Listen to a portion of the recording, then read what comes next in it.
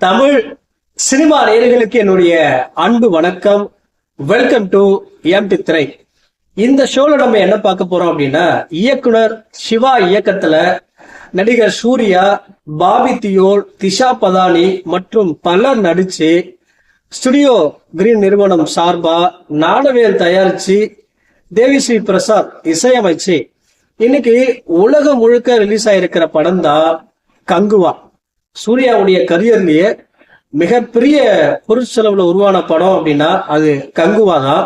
அது மட்டும் இல்லாம 10,000 திரையரங்களுக்கு மேல இந்த படம் ரிலீஸ் ஆயிருக்கு. கிட்டத்தட்ட 10 மொழிகள்ல படு பிரம்மாண்டமா வெளிவந்திருக்கிற இந்த படம் ரசிகர்கள் மத்தியில எதிர்பார்ப்பை பூர்த்தி செஞ்சதா இல்லையா, இல்ல இது அந்த படத்தை பாத்தீங்கன்னா பாகுபலி அளவுக்கு பாத்தீங்கன்னா பில்டப் கொடுத்திருந்தாங்க. அந்த பில்டப்புக்குள்ள அந்த படம் ஒர்த்தா இல்லையா அப்படின்னு சொல்லி பார்க்கலாம் வாங்க. படத்தினுடைய கதை என்ன அப்படின்னா, கோவாவில் ஒரு பவுண்டி அண்டரா வேலை பார்த்துட்டு இருக்காரு சூர்யா. KS ரவிக்குமார் சொல்ற வேலையை செய்து முடிக்கிறவர் தான் சூர்யா. நிகழ்காலத்துல பிரான்சிஸ் அப்படிங்கிற கதாபாத்திரத்தில் நடிச்சிருக்காரு. அப்படி இருக்கிற அந்த சூழ்நிலையில ஒரு ரஷ்ய கும்பல் ஒரு சிறுவனை துரத்திட்டு இருக்காங்க. அந்த சிறுவனை காப்பாற்ற போறாரு சூர்யா. சூர்யாவுக்கும் அந்த சிறுவனுக்குமான கனெக்ஷன் தொடர்பு என்ன, அந்த ரஷ்ய கும்பல் ஏன் அந்த சிறுவனை துரத்திட்டு போறாங்க அப்படிங்கிற கேள்விக்கு விடையா பிளாஷ்பேக் பாத்தீங்கன்னா பல 100 ஆண்டுகளுக்கு பின்னாடி போகுது. அந்த பிளாஷ்பேக்ல கற்காலத்துல 5 நிலங்களை கொண்ட ஒரு ஊர் இருக்கு. அந்த ஊரை ரோமானிய அரசன் கைப்பற்ற நினைக்கிறான். அங்க மிகப்பெரிய போர் மூழுது. அந்த போர்ல யார் ஜெயிச்சாங்க, நிகழ்காலத்துல அந்த சிறுவன் காப்பாற்றப்பட்டானா இல்லையா அப்படிங்கறதா படத்தினுடைய மீதி கதை. இந்த படத்தை பத்தி அலசணும் அப்படின்னா, ஆரம்பத்துல பிகினிங்ல வர அந்த 20 நிமிஷம் சூர்யாவாகட்டும், திஷா பதானி ஆகட்டும், யோகி பாபா ஆகட்டும், நிகழ்காலத்துல அந்த 20 நிமிஷம் நடிச்சிருப்பாங்க. அந்த 20 நிமிஷத்து காட்சிகளை நம்ம பார்க்கும்போது நம்முடைய பொறுமையை சோதிக்கிற மாதிரி எடுத்திருப்பாங்க. எப்போ அந்த கங்குவா போர்ஷன் ஸ்டார்ட் ஆகுதோ, கங்குவா கேரக்டர் படத்துல வர ஆரம்பிக்குதோ, அங்கிருந்து படம் பாத்தீங்கன்னா சூடு பிடிக்குது. திரைக்கதையும் வேகமா போகுது. என்ன பிரச்சனை அப்படின்னா, ஆரம்பத்துல கொடுத்த பில்டப்புக்கு அந்த பில்டப்பை ஈடு கொடுக்க முடியாம திரைக்கதை திணறத நம்ம பார்க்க முடியுது. இந்த படத்தினுடைய மிகப்பெரிய பலமே என்ன அப்படின்னா சூர்யா தான்.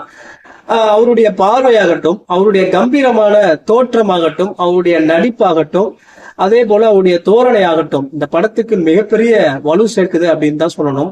குறிப்பா சொல்லணும் அப்படின்னா தன்னுடைய கடினமான உழைப்பை கொடுத்திருக்காரு அப்படின்னு தான் சொல்லணும். அவருக்கு மிகப்பெரிய பாராட்டுக்கள்.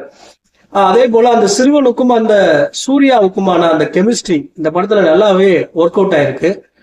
அடுத்ததான் இந்த படத்துக்கு மிகப்பெரிய பலம் என்ன அப்படின்னா, அந்த படத்தினுடைய தொழில்நுட்பம், CG ஒர்க் ஆகட்டும், டெக்னிக்கலா இந்த படம் வேற லெவல்ல இருக்கு. அதே போல பாத்தீங்கன்னா இந்த தமிழ் படத்தை கங்குவாவை ஹாலிவுட் லெவல்ல எடுக்க முயற்சி பண்ணிருக்காங்க. சோ ஓரளவுக்கு அதுல வெற்றியும் பெற்றிருக்காங்க அப்படின்னு தான் சொல்லணும்.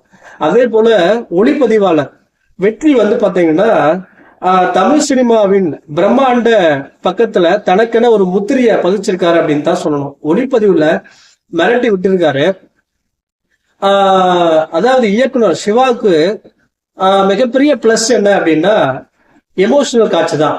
இந்த படத்துல எமோஷனல் காட்சிக்கான ஸ்கோப் நிறைய இருந்துமே பாத்தீங்கன்னா அது சரியா ஒர்க் அவுட் ஆகல அப்படின்னு தான் சொல்லணும். அது ஏன் அப்படின்னு தெரியல.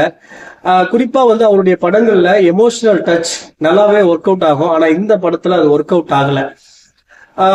அதாவது ஐடியாவா இந்த படத்தினுடைய ஒன்லைன் ஸ்டோரி கேட்க சுவாரஸ்யமா இருந்தாலும் இயக்குனர் அதை திரைக்கதையா கொண்டு வரும்போது திரைக்கதையில சுவாரஸ்யம் குறைஞ்சு போறதை நம்ம பார்க்க முடியுது. சோ திரைக்கதையில இயக்குனர் சிவா அதை சரியா கொண்டு வரல அப்படின்னு தான் சொல்லணும். அது ஒர்க் அவுட் ஆகல அப்படின்னு சொல்லி ஆகணும். இப்போ சமீப காலமா வர படங்கள்ல அதாவது படத்தினுடைய ஹெண்ட்ல பாத்தீங்கன்னா ஒரு ஃபேமஸான ஹீரோ பாத்தீங்கன்னா கேமியோவில் நடிக்கிறத நம்ம பார்க்க முடியுது. இந்த படத்துலயும் ஒரு பெரிய ஹீரோ கேமியோவா நடிச்சிருக்காரு. அது பெரிய அளவுல ஒர்க் அவுட் ஆகல அப்படின்னு தான் சொல்லணும். பார்ட் 2க்கான லீடுக்காக மட்டுமே யூஸ் பண்ணிக்கிற மாதிரி தெரியுது. மற்றபடி பெரிய அளவுல அது ஒர்க் அவுட் ஆகல. மொத்தத்துல கங்குவா கர்ஜிக்க தவறி விட்டான் அப்படின்னு தான் சொல்லணும். இந்த படத்தை ஒரு புதிய அனுபவத்திற்காகவும் சூர்யாவுடைய கடின உழைப்பிற்காகவும் நீங்க ஒரு முறை தியேட்டர்ல போய் பார்க்கலாம். இந்த படத்துக்கு நான் கொடுக்குற ரேட்டிங்க்கு 5க்கு 3. ஓகே கைஸ், அடுத்த விமர்சனத்துல சந்திக்கலாம். நன்றி, வணக்கம்.